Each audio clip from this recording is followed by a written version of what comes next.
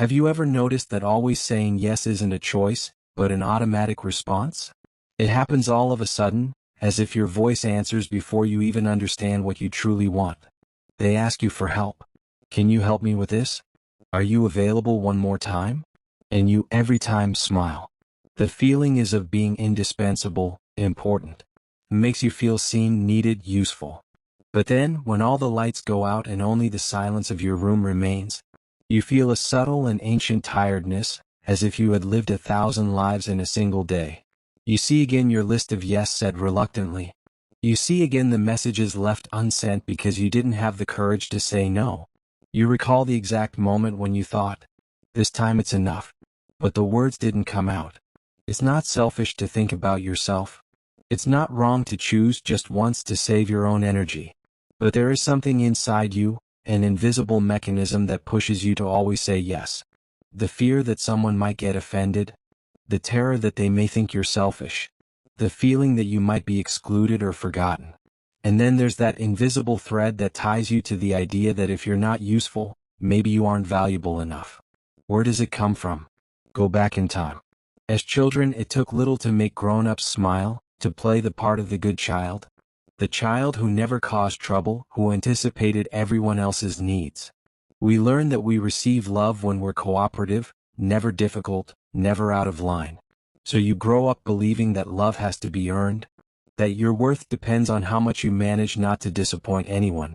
Every time dad got angry, every time mom was sad, every time an adult was tired, you learn to sense things even before being called. To put yourself aside, to read the signals, to become the adult to the adults. And you grow up with that inside of you. With the conviction that if you don't take on others' anxiety, you don't deserve a smile. If you're not perfect, you risk being invisible. When others are serene, only then can you be serene too. And if no one praises you, something inside you turns off immediately. Your childhood ends, but the script stays with you. You find yourself in line at the post office, with a stranger complaining and asking for a favor. At work, covering for the colleague who's absent. At home, being the reference point for friends, parents, siblings, partner. You smile. You always respond. You anticipate others' needs once again. You wonder if anyone notices all this. If anyone sees your fatigue. But the truth is that those who always put others first often become invisible precisely because they're always there. Sometimes you try to change. You tell yourself, this time I'll say no. This time I'll put myself first. But the fear of being selfish makes itself felt. Guilt wraps around you like a heavy, cold blanket. You ask yourself, what if they push me away? What if they don't look for me anymore? What if I suddenly find myself alone without my yes? The fear of abandonment is ancient, primal.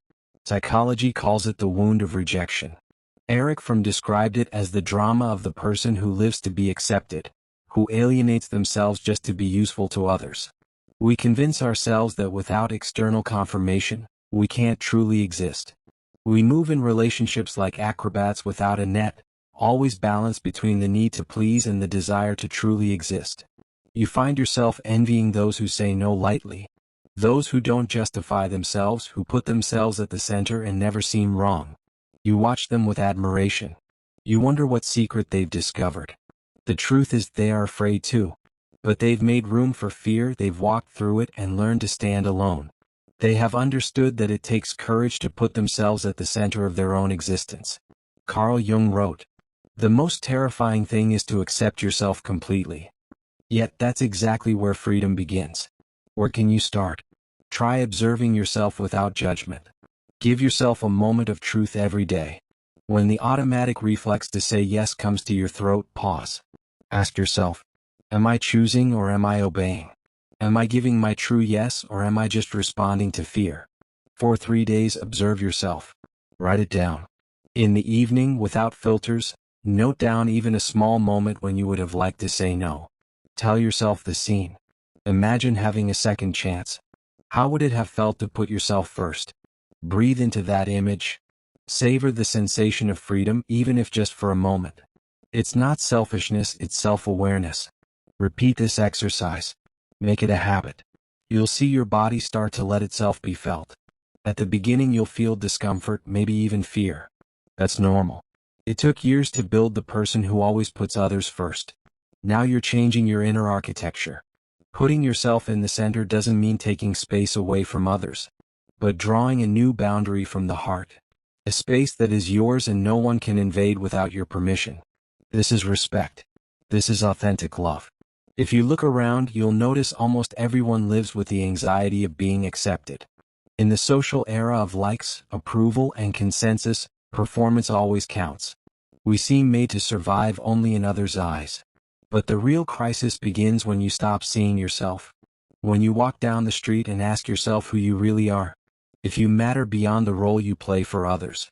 Mother, father, friend, colleague, daughter. Who are you if you take off the helper's mask? Maybe it's hard to think about. Maybe it's scary. But it's a question that can change your life. Some people spend an entire lifetime never asking themselves this. They live as if in apnea, always remembering to silence their own voice before sleep. But you can choose another way. You can, from today, truly listen to your own voice. Imagine a room without noise. The lights are soft. It's just you and a blank sheet of paper. You start writing what you really desire. You let the needs you've always hidden emerge. Maybe it's the right to rest, to not answer right away. Maybe it's the right to be angry, to be tired, to take up space. Each wish written on that page becomes a small revolution. Great revolutions start in silence. They're born when you choose not to betray yourself any longer. Freud wrote that nobody can be more of a stranger to themselves than those who live only to please others. Like spectators of their own life. That's how you become invisible. You lose the capacity to enjoy the simplest things. Everything becomes duty, responsibility, sacrifice. You never stand up again because you never really fall. You walk bent over but never free. True courage isn't always being liked. True courage is staying true to yourself even at the risk of disappointing others. Maybe someone will walk away. Maybe someone will be offended. Maybe you'll have to redefine the boundaries of your relationships. But you'll discover that the only people who remain are the ones who love your truth, not your complacency. Notice the small signals. Full but empty days. An unexplained weariness. Guilt that appears for no reason. An endless need for confirmation. When it happens, pause. Touch that wound without judgment. Acknowledge that you have been a good child enough. Now you can be an authentic adult. Now you get to choose. Every no said with respect is a yes said to yourself. Learn to defend your spaces step by step. Don't promise anything right away. Take your time. Breathe. Let the fear pass like a wave. Maybe at first you'll seem more distant, more closed off.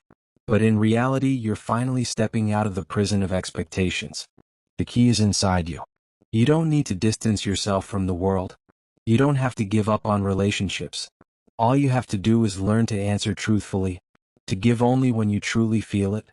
To stop when you're tired. Not to run when you'd like to stand still. Not to over-explain. Your presence is not a bargaining chip. Your value isn't measured by how many favors you do. Every time loneliness scares you, remember that you can be lonely even among many. But you can't be yourself if you drift away from your needs every day. The Stoics said that true freedom consists in following your own nature. Marcus Aurelius wrote, "We waste precious time when we live by others' will. You come back to life only when you listen to yourself." Today you can start to change. One moment at a time. One conscious yes at a time. One respectful no at a time.